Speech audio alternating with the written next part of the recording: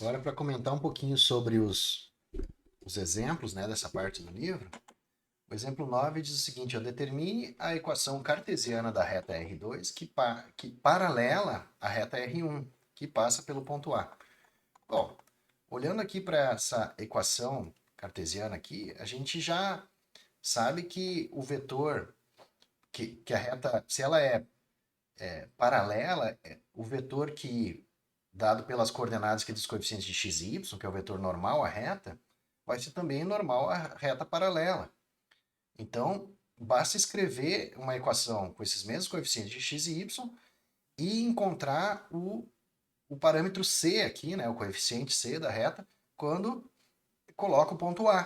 Porque esse ponto A não pertence a essa reta. Veja, 2 menos 2 vezes 2, né, então 2 menos 4 dá menos 1.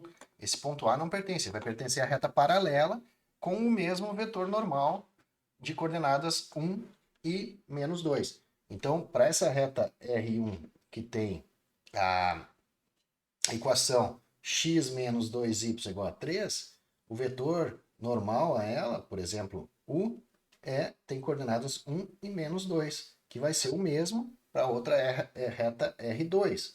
Então, R2, se eu fizer 1 vezes x menos 2 vezes y igual a um c, que eu não sei quem é, né?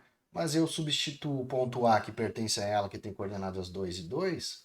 Então, 2 menos 2 vezes 2, né? Eu já tinha feito essa conta, é igual a menos 1. Então, a reta R2 tem equação x menos 2y igual a menos 1. Opa, menos 2? 2 menos 4 é menos 2, desculpa. 2 menos 4 é menos 2. Então, essa é a equação. Então, claro, no desenho aqui do livro, a gente pode construir essas retas usando, por exemplo, o GeoGebra e perceber que elas são paralelas aí. Tá bom? Sobre o exemplo 10. Verifique se as retas R1, R2 e R3 são paralelas ou coincidentes. Bom, a primeira coisa que a gente faz aqui é olhar a direção delas, né? Por exemplo, a reta R1 tem o vetor ortogonal de coordenadas 1 e 2. Observe que o vetor normal à reta R2 tem coordenadas 2 e 4. 2 e 4 é múltiplo de 1 e 2. Então, esses dois vetores têm a mesma direção. É o mesmo vetor normal, a reta R1 também é normal à reta R2. E na reta R3 também, ó, o mesmo vetor normal. Então, ou elas são paralelas ou coincidentes, como a gente já podia perceber, né? Agora, a diferença delas, para a gente saber, né, se elas são paralelas ou coincidentes, é analisar se essa relação de proporcionalidade aqui entre as coordenadas do o número lambda, né, que é o múltiplo das coordenadas de dois vetores normais, se acontece também nessa parâmetro c. Ou seja, aqui eu estou multiplicando por 2, só que não está sendo multiplicado por 2 aqui o parâmetro c. Então, essas duas aqui, elas são paralelas. Esta aqui é paralela a essa, também não é coincidente, já dá para perceber, mas essa R3 é coincidente a R1, porque multiplicando R1 por 3, o parâmetro A fica multiplicado por 3 dá 3, o parâmetro B multiplicado por 3 dá 6 e o parâmetro C multiplicado por 3 dá menos 3. Então, R1 e R3 são coincidentes e ambas são paralelas a R2. Tá? Também é possível verificar geometricamente usando o GeoGebra. Deixo para vocês o exercício. Ângulo entre duas retas. O ângulo entre duas retas é definido como o menor aqui ângulo, porque eu posso pensar que tem um ângulo maior e um ângulo menor. Né?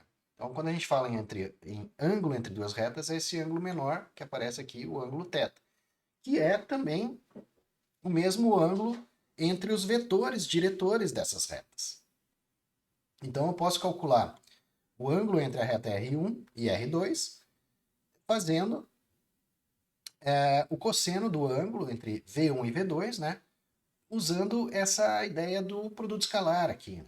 Então, essa expressão aqui, que ela vem lá da expressão da definição do produto escalar ou produto interno, pode ser usada para calcular o ângulo entre retas. Então aqui vamos ver o que diz o exemplo 11. Determine as equações cartesianas da reta R1 e R2 que passam pelo ponto A e fazem um ângulo π² com a reta R, de equação menos 2x mais y igual a 3. Então veja, a gente tem um ponto, né? Determina as equações cartesianas da reta R1 e R2 que passam pelo ponto. Então a gente tem um ponto e vai encontrar o vetor diretor, encontrando o vetor diretor que faz um ângulo de π² com esse vetor diretor, com o vetor diretor dessa reta aqui, que é normal ao vetor menos 2 e 1, vetor de coordenadas menos 2 e 1. Então, aqui observando a resolução proposta aqui pelo autor, né? Primeiramente, calcula o vetor diretor da reta, né? Que é normal ao vetor menos 2 e 1, ou seja, é o vetor v igual a 1 e 2. E aí, então, encontra dois vetores, v1 e v2, que são os vetores diretores para essas duas retas que estamos procurando, que são os vetores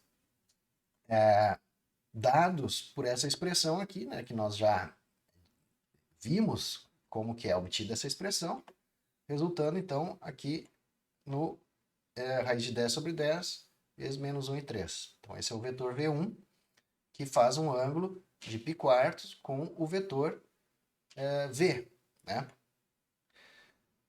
Com o vetor v, tá? Ou melhor, desculpa, com o vetor u, né? Ele vai fazer um ângulo de π² com o vetor u, que é o vetor da reta R, é o vetor normal da reta R. Opa, acho que eu falei errado. Ele vai fazer um ângulo de π² com a reta e, portanto, com o vetor v, que é o vetor diretor dessa reta aqui e normal a u, tá?